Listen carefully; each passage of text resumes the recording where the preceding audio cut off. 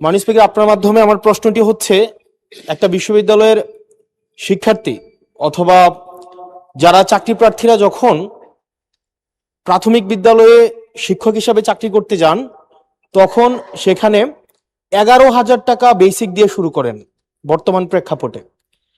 অর্থাৎ এই চাকরিটা হচ্ছে 13 গ্রেডের চাকরি এবং তৃতীয় শ্রেণীর। একজন যখন সেকেন্ডারি এডুকেশনে চাকরি করতে যান, তখন বেসিক বেতন পান 16,000 টাকা। এটা 10ম গ্রেডের এবং দ্বিতীয় শ্রেণীর চাকরি। আমাদের দেশের প্রাথমিক শিক্ষা এবং মাধ্যমিক শিক্ষা এই দুইটা হচ্ছে ফিডার ইনস্টিটিউশন। আমরা যদি ভালো শিক্ষার্থী ফিডার ইনস্টিটিউশন থেকে আমরা টারশিয়ারিতে পাঠাতে পারি, তাহলে সেখানে একটা রিসার্চ বেসড আমরা একটা আউটকাম পাবো। মাননীয় প্রধানমন্ত্রীর কাছে আমার প্রশ্ন, বর্তমান বাস্তবতায় 11,000 টাকা বেসিক এবং 16,000 টাকা বেসিক দিয়ে এই আসলে শিক্ষক হতে আগ্রহ নিয়ে এসে এখানে আসলে দিন শেষে সার্ভাইভ করা খুব কঠিন হয়ে যায়।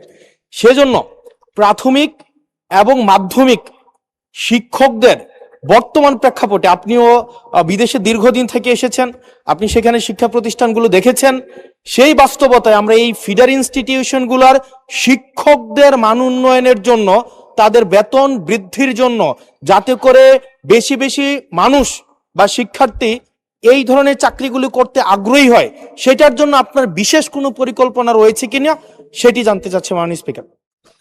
মাননীয় প্রধানমন্ত্রী। মাননীয় স্পিকার, আপনাকে ধন্যবাদ এবং জনাব হাসনাত আপনাকেও ধন্যবাদ আপনার প্রশ্নের জন্য। আপনি নিশ্চয়ই খেয়াল করেছেন এই বাজেট সেশনে আপনি উপস্থিত ছিলেন এবং আমার এই প্রথম প্রশ্ন যেটা ছিল মূল প্রশ্ন, সেখানে আমি বলেছি যে এই বাজেটে টোটাল জিডিপির 2% আমরা শিক্ষার জন্য রেখেছি। এবং শুধু তাই নয়, আমাদের যেটি পরিকল্পনা আছে, আমরা পরিকল্পনা মতন যদি আগাতে পারি, ইনশাল্লাহ আমরা শিক্ষা খাতে বাজেট 5 বছর শেষে 5% নিয়ে যেতে চাই। এবং অবশ্যই এগুলো আমরা যখন দেখেছি, স্বৈরাচারের সময় শুধু বিল্ডিং হয়েছে কিন্তু হিউম্যান রিসোর্সের কোনো উন্নতি হয় নাই। আমি আপনার সাথে সম্পূর্ণ একমত যে আমরা যদি আমাদের প্রাইমারি এবং সেকেন্ডারি এই শিক্ষকদেরকে যদি আমরা সঠিকভাবে ট্রেনিং দিতে না পারি, কিন্তু শুধু ট্রেনিং না, ট্রেনিং এর সাথে তাদেরকে তাদের সম্মানীয় যদি বৃদ্ধি করতে না পারি, তাহলে অবশ্যই আমরা প্রত্যাশা করি না যে তারা ভালো কিছু ডেলিভার করতে পারবেন। আমাদের তাদেরকে প্রশিক্ষণ দেওয়ার যেরকম কর্মসূচি রয়েছে, প্রশিক্ষণ দেওয়ার যেরকম পরিকল্পনা রয়েছে, বোথ সেকেন্ডারি অ্যান্ড প্রাইমারি, একই সাথে পর্যায়ক্রমিক ভাবে আমরা যাতে তাদের সম্মানীয় বৃদ্ধি করতে পারি। আমরা অনেক সময় দেখেছি প্রাইমারি স্কুলের টিচাররা, এই সংসদে দাঁড়িয়েও আমি বলেছি যে অনেক সময় আমরা এখনো দেখি যে প্রাইমারি স্কুলের শিক্ষকরা তাড়াতাড়ি করে ক্লাস করিয়ে হয়তো আরেকটি সেকেন্ড একটি কোনো জবে অথবা কৃষিকার্যে যেটাই হয় একটি সেকেন্ড জবে তাকে যেতে হয়, তা না হলে তার জন্য সংসার চালানো কষ্টকর হয়ে যায়। সেকেন্ডারি স্কুলের ক্ষেত্রে আমরা অনেক শিক্ষকের ক্ষেত্রেই দেখেছি এরকম ঘটনা ঘটে।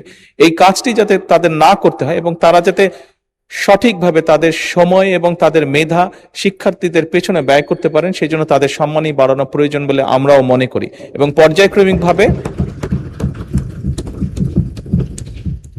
পর্যায়ক্রমিকভাবে আমরা এই কাজটি ইনশাল্লাহ করব এই দেশে।